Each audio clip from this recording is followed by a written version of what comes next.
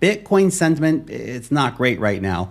And the whole of crypto looks kind of heavy. But remember, sentiment is by necessity at its worst when markets are setting up to turn around. So the question is, are we at one of those points right now? Looking at the bigger picture, crypto just experienced a huge reset, and there are plenty of indicators right now hinting at where we go next. So I'm going to run through a ton of different data points, a lot of different charts showing just how significant of a reset we have just experienced and what, according to the numbers and the data, is most likely to happen next. So first of all, the reset. October 10th, a dark day in crypto, the largest liquidation event in the entire history of the industry, wiping out anywhere from $12 to $20 billion in liquidations. Some say even more. Some altcoins literally went to zero. The altcoin crypto total market cap went down by about $900 billion on the day, causing a heck of a lot of pain. And as if to exacerbate the discomfort, another point sending crypto holders a little crazy right now is how much crypto has been underperforming compared to other asset classes. Even gold, and gold's boring. Gold went on a big rip. Stocks have gone crazy, particularly tech stocks, AI stocks, all that kind of stuff. Bitcoin,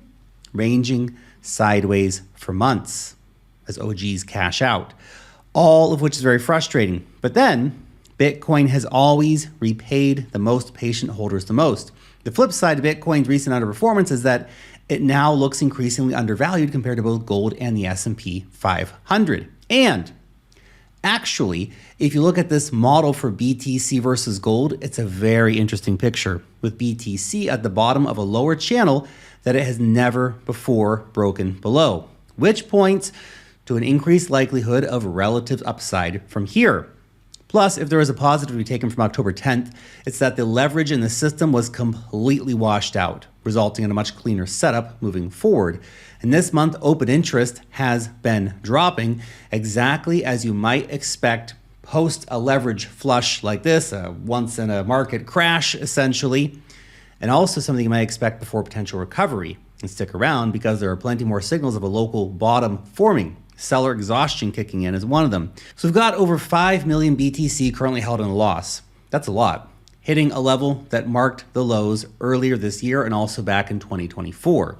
Then there's the MV-RV ratio, which also looks like it's signaling that we're at or close to a bottom. Then there's the Knuckle indicator, which is saying the same, reduction in selling pressure. And if you've been reading about the death cross lease recently, you might think that sounds pretty scary. It's got a pretty good name, right? But it actually signals bottoms about half the time and suggests a shift back into accumulation. And on the subject of accumulation, take a look at this. It appears that whales are taking control right now. Now, before we get into that, guys, you're not going to believe this insane promotion coming out from Femex right now. I've used this exchange literally for years. They just launched one of the most generous cashback deals I've ever seen in crypto. Put in $5K, you get $500 back. Deposit $10,000, you get $1,000 back. Put in $20,000, $1,600 cash back bonuses, plus up to $20,000 in trading bonuses. Essentially, the more you trade, the more money they're stuffing back in your pockets. It's secure. They got the deep liquidity. They got the coins you want to trade. Global access, meaning anyone, anywhere can use it. A VPN may be needed in some cases. This is real money on the table, okay? So don't sleep on it. Click the link down below before this deal disappears. Okay, now check out this chart here showing the 1 year change in whale holdings, and you can see how these holdings are increasing. And actually, the picture right now looks a little bit like 2020, right before crypto rallied super hard. It's also apparent that when it comes to Ethereum, exchange reserves have been falling while the price has been relatively holding up. You have Tom Lee's Bitmine buying truckloads of ETH too. Whale orders keep coming in. Plus, those treasury company bids beyond just Bitmine, we still have a lot of stacking going on from the players like SharpLink and others. Institutions still love ETH. Now, as for whether there is a bit of capital potentially waiting to deploy, yeah, of course. The stablecoin supply ratio currently is dropping, meaning there is rising stablecoin supply relative to the Bitcoin market cap, which is exactly the kind of setup required for another rally. In fact, the supply ratio has dropped to levels that preceded previous rallies earlier this year. Let's also check on what's happening with the Bitcoin ETFs. Now, the funds have recently been registering some major outflows, okay?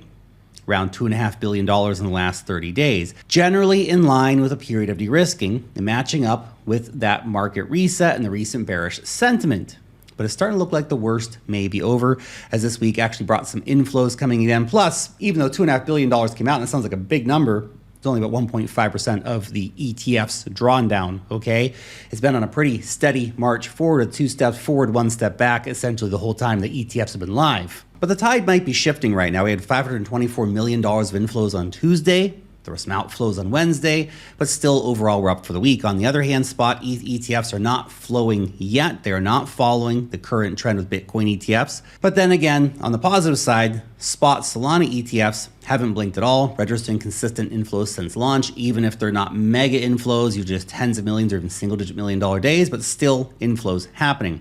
Besides on-chain and ETF data, there's also a steady flow of good news when it comes to politics and TradFi. Specifically, a part of the Digital Assets Market Structure Bill was released this week as a draft, a move that indicates clear political intent to make sure crypto can be integrated at the institutional level. Literally, the world's biggest financial influencer, Donald Trump, is out here saying he wants to make America the crypto capital of the world, and everyone's bearish.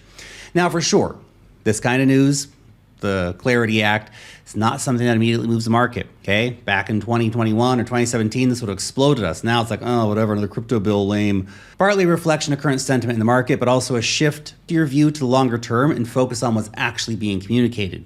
Basically, crypto is being locked in as a legitimate asset class that connects up with traditional finance. People like Larry Fink are out here regularly shilling Bitcoin and tokenization of everything. And in fact, we saw a concrete example of that very thing this week when SoFi recently announced that it'll be the first nationally chartered U.S. bank to integrate crypto trading, starting with BTC, ETH, and Solana. Even Charles Schwab, a week or two ago, said, hey, we're going to launch crypto trading first half of 2026. These are big moves, guys. As for reports of OG whales selling their BTC, recognize this for what it is. For every seller, there's a buyer. Now, with institutional resources, we've had some very deep pockets out there that have been absorbing Bitcoin sells in massive quantities over $100,000. These are coins that were bought insanely cheap, being repriced at above 6 figures. People are taking profits, which is fine. But it's establishing a new long-term Bitcoin price base right around the $100,000 mark, which is going to be important and probably will be where we'll come back to the next bear market. So a lot of positive signals we found right now if you're looking. But beyond just BTC, it's really important to think about the altcoin selection right now. Basically, when it comes to altcoins, dilution is off the scale compared to previous cycles. There are now literally millions of tokens, and yes, 99.99% of those never had any value anyway. So be aware, though, of what sectors are performing. The strongest areas right now, AI, DeFi, tokens with buybacks. ETH is the RWA leader. Solana and Hype have real bull cases. DeFi have Aave and Maple Finance and all this kind of stuff. Probably 100 or so investable assets, maybe 200 or 300 speculative assets that we're speculating on. The rest of it's pretty much garbage in crypto, okay? But to get along with all the latest altcoin alpha, Bitcoin, stocks, everything really, you should make sure to sign up in our free newsletter. It's awesome. You'll love it. Link's right down here. Go check it out. Anyway, guys, now is not the time for fear. That comes later. Now may be the exact time when you need to pay attention. Thanks for watching.